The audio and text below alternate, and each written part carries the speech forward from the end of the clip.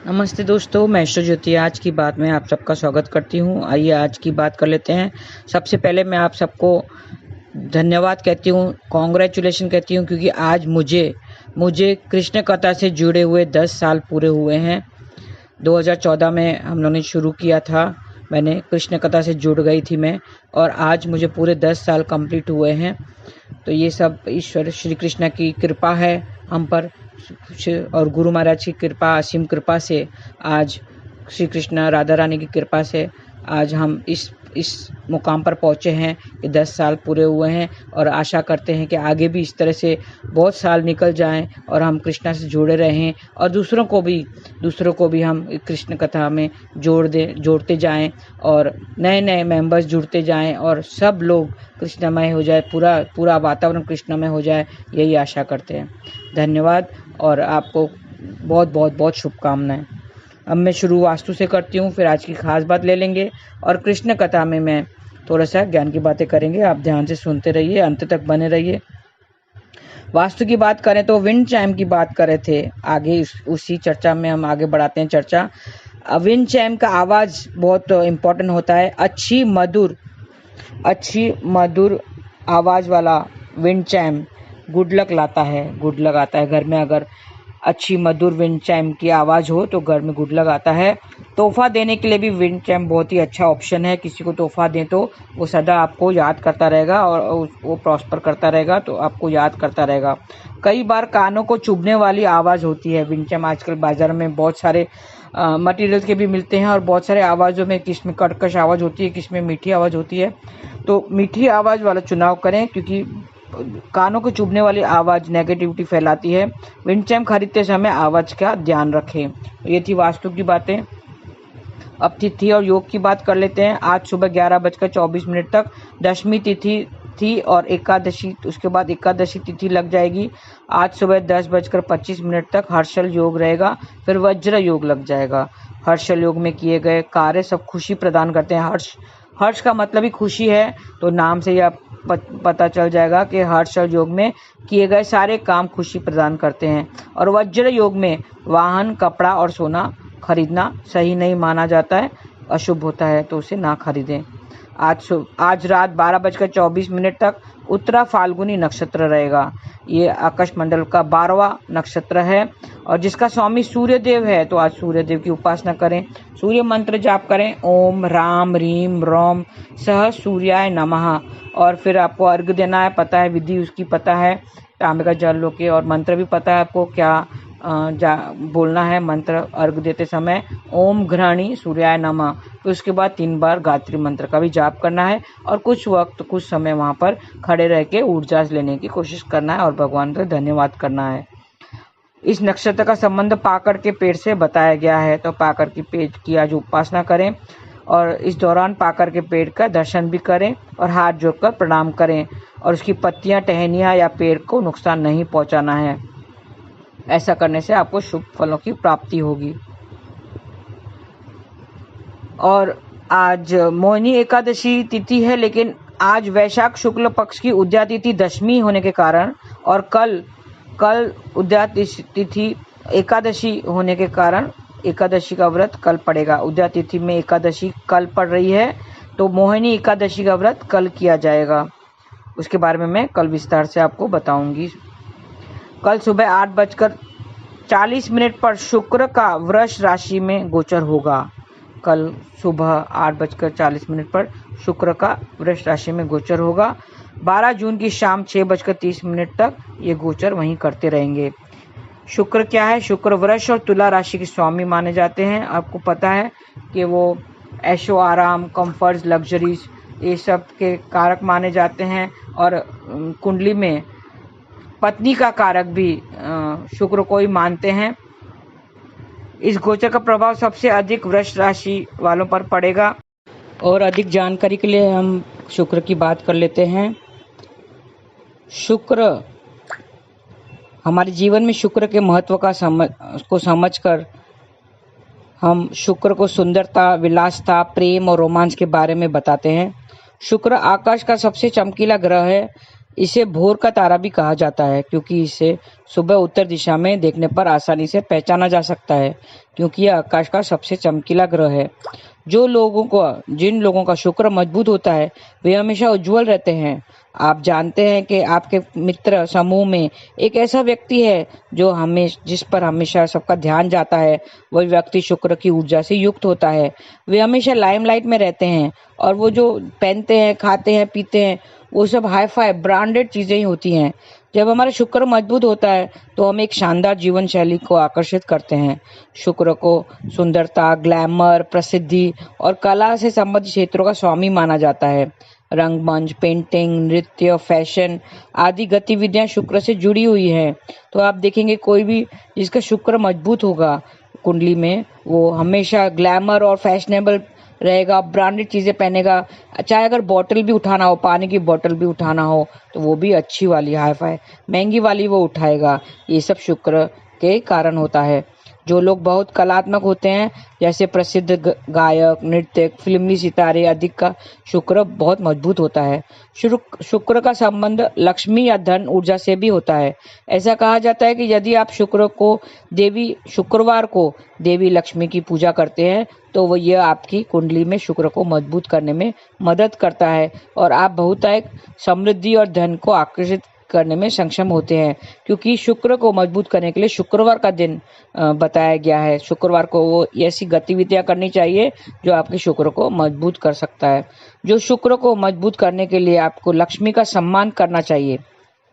अपने शुक्र को मजबूत करने के लिए लक्ष्मी का सम्मान करना चाहिए। लक्ष्मी जो धन भी होती है और घर की जो पत्नी होती है वो भी लक्ष्मी का रूप माना जाता है, जिसका अर्थ है आपको धन ऊर्जा के बारे में सभी नकारात्मक मान्यताओं को खारिज करना चाहिए। जैसे धन गलत तरीके से आता है, धन तो हाथ की मैल है, वो एक जगह रुकता नहीं है, पैसे सभी बुराई का मूल कारण है, ऐसे सब वाक्य नहीं बोलने चाहिए। आप अगर लोगों के प्रति ईर्ष्या रखते हैं तो आपसे अधिक धनी और संपन्न है, शुक्र का आशीर्वाद चाहते हैं तो धन ऊर्जा से जुड़े इस प्रकार के नकारात्मक विश्वासों को खारिज कर देना चाहिए। मन में ऐसे कोई भी विचार नहीं आने चाहिए। और इसके साथ ही किसी भी तरह से महिलाओं का अनादर कभी नहीं करना चाहिए। महिलाओं का अनादर करने से भी शुक्र को कमजोर कर सकता है। इसके लिए हमें देवी लक्ष्मी का अधिक सम्मान करना चाहिए, जिसका अर्थ है धन ऊर्जा के प्रति सम्मान और स्त्री ऊर्जा के प्रति भी सम्मान, क्योंकि वो स्त्री का कारक होता है। शुक्र सौंदर्य, ग्लैमर, प्रसिद्धि और कला से भी जुड़ा हुआ है। थिएटर, पेंटिंग, डांस, फैशन जैसी गतिविधियां शुक्र से जुड़ी हुई हैं। शुक्र हमें एक बहुत ही सुखी, वैवाहिक और यौन जीवन का आशीर्वाद भी देता है। हाँ, क्योंकि शुक्र सातवीं राशि का स्वामी माना जाता है और स्त्री का कारक भी माना जाता है। तो हमारे जो अगर कुंडली देखते हैं, मैच मेकिंग के लिए जब कुंडली देखते हैं तो लड़के के कुंडली में देखा जाता है कि शुक्र कहाँ पे बैठा हुआ है, किस भाव में है, उससे हम उसके वैवाहिक जीवन का अंदाजा लगा सकते हैं। स्वास्थ्य के मोर्चे पर एक मजबूत शुक्र अच्छी प्रजनन क्षमता और गुर्दे, आंखों और गले के स्वास्थ्य को बढ़ावा देता है। यह भी कहा जाता है कि यदि हम पर शुक्र की कृपा हो तो हम अपने समग्र स्वास्थ्य में भी सुधार कर सकते हैं और एक लंबा जीवन जी सकते हैं। ऐसा इसलिए है क्योंकि हमारे शास्त्रों में से एक कहानी के अनुसार शुक्राचार्य का प्रतीक है, जो असुरों के प्रसिद्ध आचार्य थे जिन्हें संजीवनी विद्या का ज्ञान था। संजीवनी विद्या की उपचार शक्तियों के माध्यम से शुक्राचार्य में मृत और बीमार लोगों के जीवन को पुण्य जीवित करने की क्षमता थी। इसके लिए यदि हम पर शुक्र का आशीर्वाद है तो यह हमें एक लंबा और स्वस्थ जीवन जीने में मदद करता है। और शुक्रवार के दिन ही ये गतिविधियां, जो भी हम शुक्र के उपाय होते हैं, वो शुक्रवार के दिन करने से ही हमारा शुक्र मजबूत हो जाता है। और खास करके पत्नी के साथ संबंध मजबूत करना हो या किसी स्त्री का सम्मान करना हो तो वो शुक्रवार का दिन करने से अच्छा दिन माना जाता है और वो खुशी प्रदान करता है। और आभूषण, जवाहरात वगैरह अगर खरीदना चाहते हो तो भी वो शुक्रवार को ही लेना चाहिए। और एक खास उपाय है, अगर आपकी पत्नी से अनबन है, अगर पति की किसी पत्नी से अनबन है और उसको मनाना चाहते हैं तो शुक्रवार के दिन वेनिला आइसक्रीम उनको लाके खिलाइए। वेनिला सफेद आइसक्रीम उनको लाके खिलाइए तो आपका संबंध मजबूत हो जाएगा। क्योंकि शुक्र का संबंध लक्ष्मी से भी होने के कारण शुक्रवार के दिन धन से संबंधित सभी प्रकार के कार्य किए जा सकते हैं। यदि आपको वेतन देना हो या वेतन स्वीकार करना हो तो वह शुक्रवार को भी कर सकते हैं। तो अपने शुक्र को मजबूत कीजिए और लेडीज लोग बालों में गोल्डन क्लिप लगा के रखें। इत्र से भी शुक्र मजबूत होता है। परफ्यूम, आपकी फेवरेट परफ्यूम आप लगाएं तो जीवन साथी, आपका जो वैवाहिक जीवन है वो मजबूत हो सकता है। और गाय को चारा हमेशा खिलाते रहिए, खास करके काली और लाल गाय को चारा खिलाते रहिए और गाय गुरु मंदिर की सेवा करते रहिए। स्त्री का सम्मान करते रहिए और अपनी पत्नी को खुश रखने की कोशिश कीजिए और दूसरे स्त्रियों का भी सम्मान करते रहिए, तो आपका शुक्र मजबूत होगा। और माँ लक्ष्मी की आप पूजा करते रहिए। तो ये थी शुक्र की बातें। आइए कृष्ण कथा में थोड़ी सी ज्ञान की बातें कर लेते हैं। हम कहते हैं कि सब लोग अपने आप को बहुत ज्ञानी समझते हैं, हमें हर एक चीज़ का ज्ञान होता है।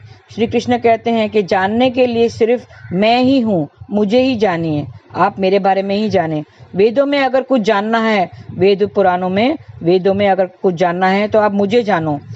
हम इस संसार में ईश्वर के सिवाय सब कुछ जानते हैं। हाँ, ईश्वर के बारे में हमें कुछ पता नहीं है, लेकिन बाकी सब के बारे में सब कुछ पता है।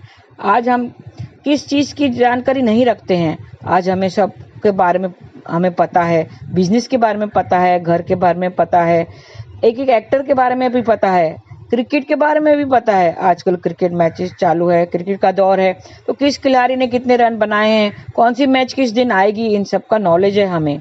कौन सी मैच चल रही है, किसकी जीत होगी, कौन टीम जीतेगी और कौन सा टीम क्वालिफाई होगी, ये सब हमें पता है। क्यों? क्योंकि हमें आज सोशल मीडिया से जुड़े हुए हैं।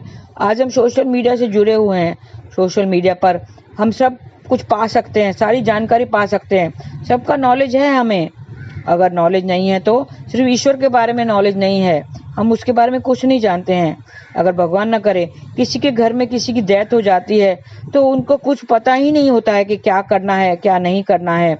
आजकल उसके बारे में तो हमें कुछ पता ही नहीं होता है। फिर हम ब्राह्मण को फ़ोन करके पूछते हैं इसके बॉडी का सिर फेस किस जगह रखना है, किस डायरेक्शन में उसके पैर रखने हैं, क्या वस्त्र पहनाना है, क्या सामान चाहिए महाराज क्या सामान चाहिए। हमें कुछ पता नहीं होता है। पंडित, हमारे पिताजी की डेथ हो गई है, उसका पैर किस दिशा में रखें, दिया कहाँ रखें, महाराज दिया में क्या क्या डालना है और क्या करना चाहिए, क्या क्या करना चाहिए, ये हमें सब बताओ। हम इन बातों पर जीरो हो जाते हैं। ये जब बातों में जब मृत्यु की बात आती है तो उन सब बातों में जीरो हो जाते हैं। हमें किसी चीज़ का नॉलेज नहीं होता है, नहीं है हमें किसी चीज़ का नॉलेज। क्या ये चीज़ें इम्पोर्टेंट नहीं है, क्या ये चीज़ें महत्व नहीं रखती है हमारी ज़िंदगी में, इसका तो हमें कुछ पता ही नहीं है।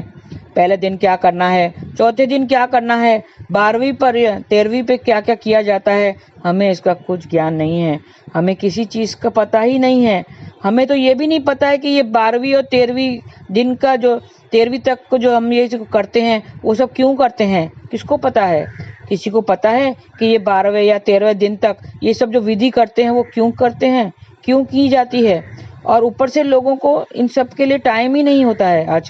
आजकल लोग इतने बिजी हो गए हैं कि उनको टाइम ही नहीं है। तीसरे चौथे दिन ही बस कहते हैं पंडित जी चौथे पर ही सब निपटा दो, बेटे को अमेरिका वापस जाना है, उनकी नौकरी नहीं, वो छुट्टी नहीं ले सकता, उसको 4 दिन की खाली छुट्टी मिली है, बेटे को अमेरिका वापस जाना है। अरे जिस पिता ने पूरी जिंदगी पढ़ा लिखा कर अपनी सेविंग्स काट कर तुम्हें अब्रॉड भेजा, पढ़ा लिखा कर इतना काबिल बनाया कि नौकरी भी दिलाई, अब्रॉड भेजा, आज उसके मरने पर आपके लिए 12-13 दिन उसको देने के लिए टाइम ही नहीं है, उसकी क्रिया करने के लिए टाइम ही नहीं है, उसकी सारी धार्मिक विधि करने के लिए लोगों के पास टाइम नहीं है। कितनी विडम्बना है ये कि हम 12-13 दिन उनके लिए भजन कीर्तन भी नहीं कर सकते, उनके लिए 12-13 दिन सिर्फ भजन कीर्तन भी नहीं कर सकते। हमने देखा है कि लोग उस व्यक्ति को नाम पर पाठ करवाते हैं। आजकल लोग पाठ करवाते हैं, भागवत का पाठ, गीता का पाठ, गरुड़ पुराण का पाठ कराते हैं। अच्छी बात है, ये बहुत अच्छी बात है, लेकिन उसे सुनता कौन है? किसके लिए वो पाठ करवाया जाता है? कौन बैठता है सुनने के लिए? कौन बैठता है पाठ में? परिवार के लोग घर के कामों से ही इतने व्यस्त है, घर के कामों से फुर्सत नहीं है और पढ़ने वाला पाठ ही बस पढ़ रहा है। मानो उनके लिए ही हो ये सब पाठ। किसका भला होगा इससे? एक दो वृद्ध महिलाएं बस बैठ जाती हैं, बेचारी बुढ़ी हैं, इसके लिए बैठी रहती हैं, सुनती रहती हैं।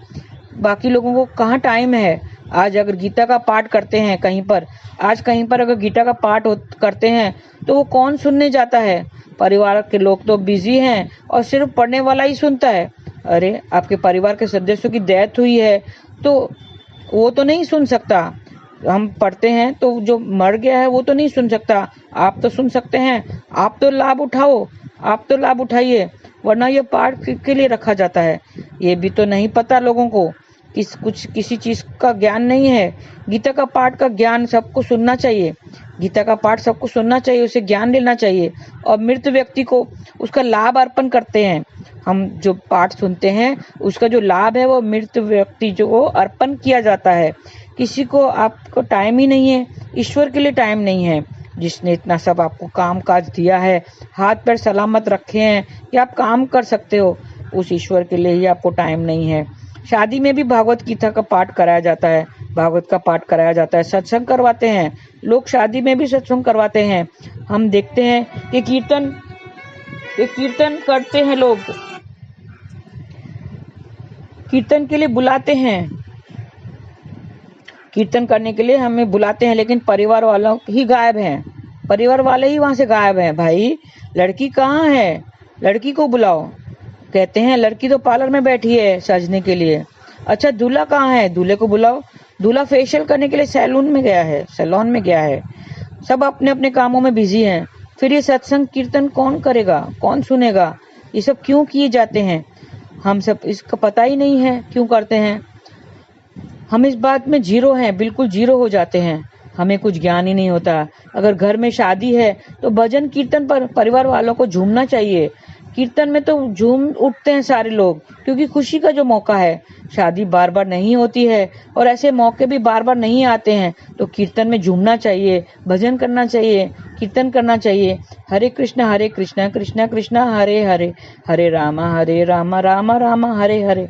हम कृष्ण कथा से जुड़े हुए हमें 10 साल हो गए। आज हमें कृष्ण कथा से जुड़े हुए 10 साल हो गए, तो सबको बहुत बहुत बहुत बधाई हो और सबको धन्यवाद, सबको शुभकामनाएं।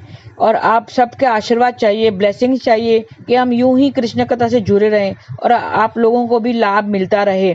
बस यूं ही चलता रहे ये सिलसिला, बस हम यूं ही हम भी जुड़े रहें और आप भी लाभ उठाते रहें। बस हम श्री कृष्ण की कथा सुनते रहें और आपको भी उनका गुणगान करते रहें, कृष्ण का गुणगान करते रहें। बस जिंदगी में और कुछ नहीं है, बस श्री कृष्ण का नाम ही है।